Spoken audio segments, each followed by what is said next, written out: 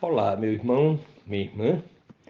Nós sempre falamos da importância de nós lutarmos para sermos melhores. Poderíamos dizer, na linguagem comum, sermos homens de bem.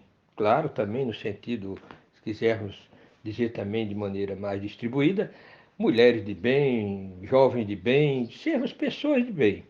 Então, achamos que normalmente é importante nós apenas não fazermos o mal, nos conduzirmos na vida preocupados apenas com os nossos deveres e deveres puramente materiais, com a família, para a sobrevivência, e estamos realizando tudo que o homem de bem poderia realizar.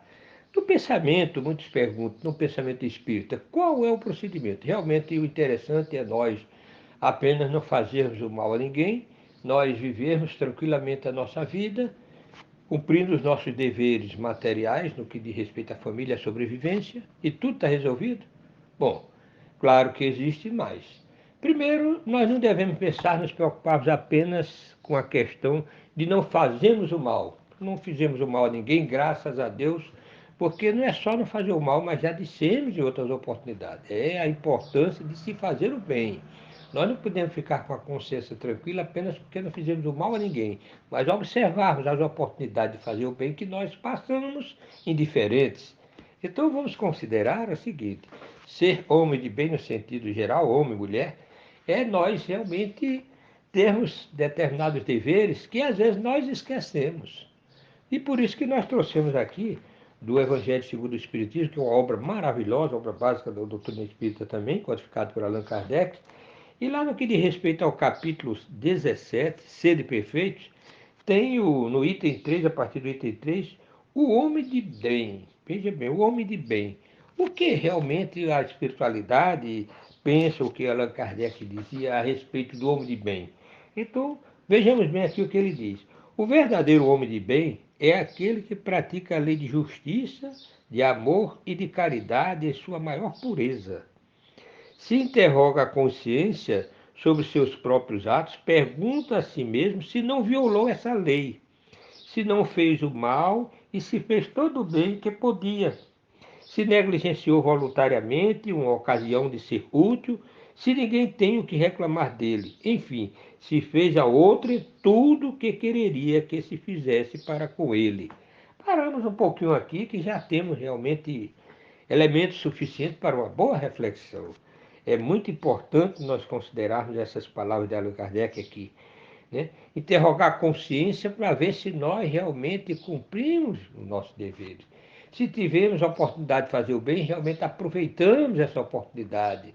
Se nos conduzimos na vida pensando não apenas em nós e no nosso grupo familiar, mas pensando de maneira realmente universalista, como Jesus nos ensinou, a família universal, a família ligada pelo laço do Espírito, quando naquele momento que ele estava reunido com o povo, e chegaram para ele e disseram que sua mãe e seus irmãos estão lá fora.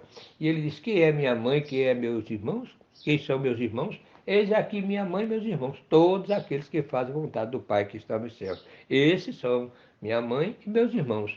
Então, na verdade, essas palavras de Jesus não foram um desprezo à família consanguínea, mas foi uma oportunidade de apresentar também o nosso compromisso com outra família, a família ligada pelo laço do Espírito, porque todos nós somos filhos de um mesmo Pai. Então temos compromissos variados que muitas vezes passamos indiferentes. Por isso que aqui continua Allan Kardec a dizer: tem fé em Deus, homem de bem, né? Tem fé em Deus, em sua bondade, em sua justiça e em sua sabedoria. Sabe que nada ocorre sem sua permissão e submete a todas as coisas à sua vontade. Tem fé no futuro, por isso coloca os bens espirituais acima dos bens temporais. Sabe que todas as vicissitudes da vida, todas as dores, todas as decepções são provas ou expiações e as aceita sem murmurar. É muito importante que nós já chegamos num ponto que normalmente nós falhamos, né? Que é exatamente de aceitar as vicissitudes da vida, as dores, sem murmurar. Claro, não com a situação, não com o comportamento masoquista de querer sofrer quando temos a oportunidade de eliminar a dor, mas em vindo a dor naturalmente, as provações, as dificuldades, nós não nos rebelarmos, não nos revoltarmos, procurarmos solucionar de forma devida, mas sempre pensando, se Deus assim permite, enquanto nós não temos realmente o merecimento de nos curarmos de algo, por exemplo, é porque nós estamos precisando daquela prova, daquela experiência. Então, sempre nesse pensamento, nós não nos revoltamos e temos mais possibilidade de sairmos daqui vencedores, vitoriosos.